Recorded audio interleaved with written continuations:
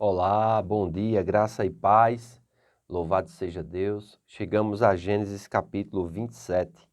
Isaac abençoa Jacó e a Esaú, amém? É um capítulo longo, tem aproximadamente 46 versículos, amém?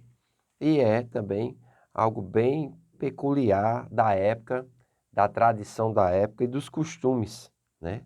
Aqui nós vamos ver a questão da passagem da bênção de Isaac para o filho mais velho, porém ele é enganado pela esposa e pelo filho mais novo e acaba abençoando o filho mais novo, amém? Ao invés de abençoar o mais velho. Provavelmente ele não tinha conhecimento de que o filho mais velho já tinha vendido a bênção, né? Ou trocado a bênção por um prato de lentilhas, de sopa de lentilhas. Mas, às vezes nós tomamos decisões na vida e não sabemos que essas decisões, ela pode nos levar a lugares que a gente não queria ir, mas acaba indo, né, por causa da decisão que foi tomada. Diz que todos os caminhos parecem aos olhos dos homens ser caminhos de vida, mas no fim é caminhos de morte. Então nós precisamos ter muito cuidado com as ações que nós temos. Uma outra coisa que nós entendemos aqui é a respeito do poder da palavra falada, amém? Quando os pais sinalizavam uma bênção, e uma bênção que é única para o primogênito sobre um dos filhos, aquilo ali estava concedido e não podia ser revogado. Então, nessa época bíblica, não tinha hoje os contratos, o direito, né, o judiciário, as instâncias como nós temos hoje, que os acordos são feitos através de contrato assinado, né, e registrado em cartório. Não, naquela época o que valia mesmo era o poder da palavra. Tudo era feito de acordo com a palavra, né? E alguns pactos, tinha a aliança de sangue, era feito diante dos deuses. E eles criam que aquilo ali era sagrado, não podia ser revogado. E nós vamos ver aqui esse princípio também, né? Aqui fala sobre Isaac ter envelhecido, ter dificuldade de enxergar, e diz que ele chama Esaú e pede para ele tomar as suas armas e ir atrás de uma caça e com aquela caça fazer uma comida saborosa, porque ele não sabe o dia da sua morte. E ele vai abençoar Esaú. Rebeca escuta isso e chama Isaac e manda Isaac pegar, né, algumas ovelhas, né, as ovelhas mesmo do rebanho, né, 2 cabritos, diz aqui no versículo 9. E diz que deles ela vai fazer uma comida saborosa. Jacó ainda disse para ela que seria muito perigoso, porque o irmão dele é diferente dele. O irmão dele era peludo. Ele, todavia, não. Era liso. Mas Rebeca diz, não, vá que eu assumo a responsabilidade, né? Então, no versículo 12 diz aqui, Jacó falando com ela, dá-se-á o caso de meu pai me apalpar, e passarei a seus olhos por zombador. Assim trarei sobre mim a maldição e não a bênção. Porque o pai tanto tinha o poder de abençoar, como tinha o poder de amaldiçoar. Nós vemos isso com Noé.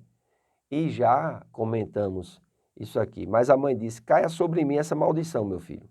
Atende somente o que eu te digo, vai e traze-nos. Ele foi, trouxe os cabritos, ela fez aquela comida saborosa, pegou as peles do cabrito, colocou em Jacó e também pegou a roupa de Esaú e colocou em Jacó. Jacó foi até o pai, na conversa o pai ficou meio desconfiado, mas mandou ele se achegar, ele se achegou, ele ficou ainda em dúvida, né? Porque entendia que a voz era de Jacó, mas realmente a pele era de Esaú, a roupa de Esaú, e diante disso aqui é interessante, porque diz aqui que no versículo 23, e não o reconheceu, porque as mãos com efeito estavam peludas como a de seu irmão Esaú. E o abençoou e lhe disse, és meu filho Esaú mesmo? Ele respondeu, eu sou. Então disse, chega isso para perto de mim, para que eu coma da caça de meu filho, para que eu te abençoe. Chegou-lhe, ele comeu, trouxe-lhe também vinho e ele bebeu. Então lhe disse Isaque, seu pai, chega-te e dai-me um beijo, meu filho. E ele se chegou e o beijou. Então o pai expirou o cheiro da roupa dele e o abençoou e disse, eis que o cheiro do meu filho é como o cheiro do campo, que o Senhor abençoou, que te dê do orvalho do céu e da exuberância da terra e fartura de trigo e de mosto.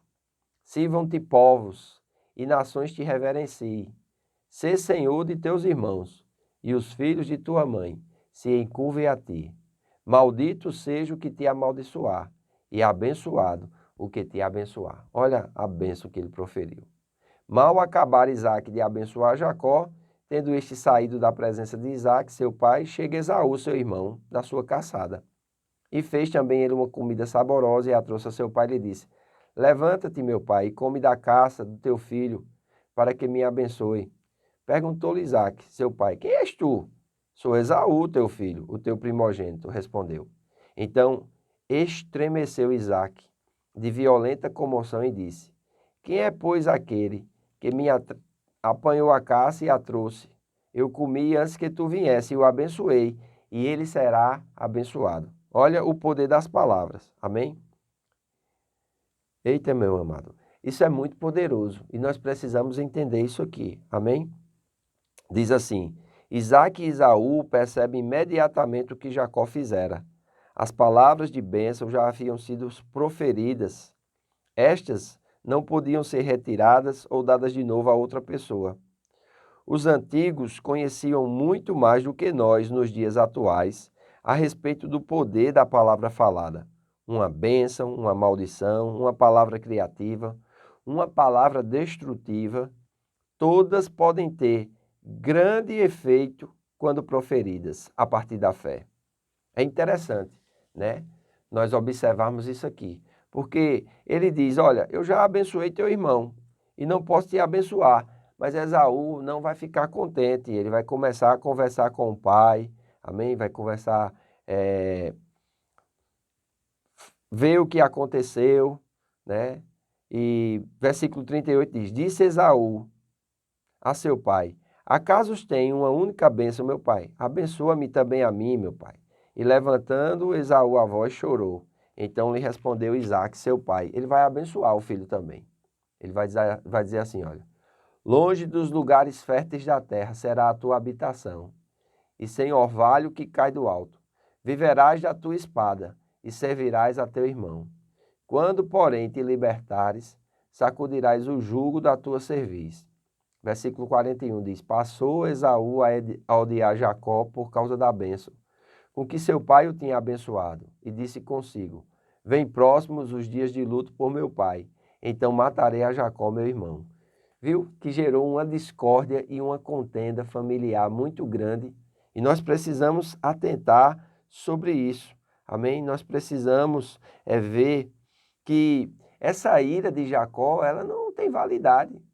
De Esaú não tem validade, porque ele já havia vendido o direito de primogenitura. A Bíblia vai dizer que ele era profano por não ter dado atenção ao direito de primogenitura. E aqui nós vamos ver também algo interessante, né? Vai haver um ódio, mas porém isso chegou aos ouvidos de Rebeca, né?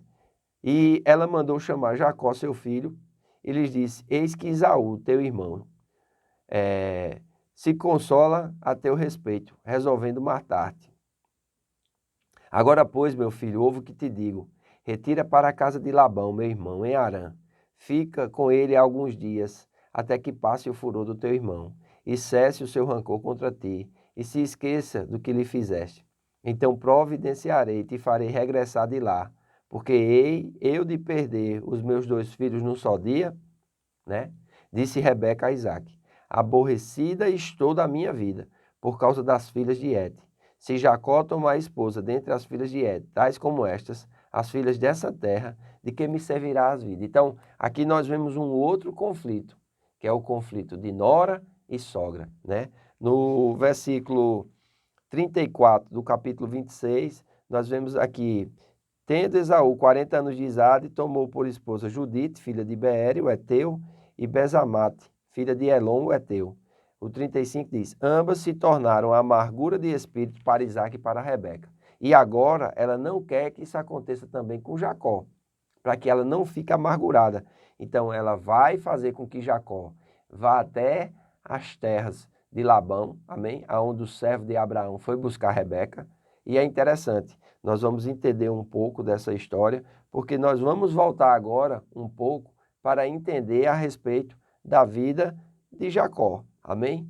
E a história de Isaac e de Rebeca, nós vamos ver algumas pinceladas, porque o autor ele vai tocar ainda nesse assunto. Mas é muito importante nós entendermos isso aqui, porque vai acontecer um outro divisor de águas, amém? Mas a fuga de Jacó a gente só vai ver amanhã.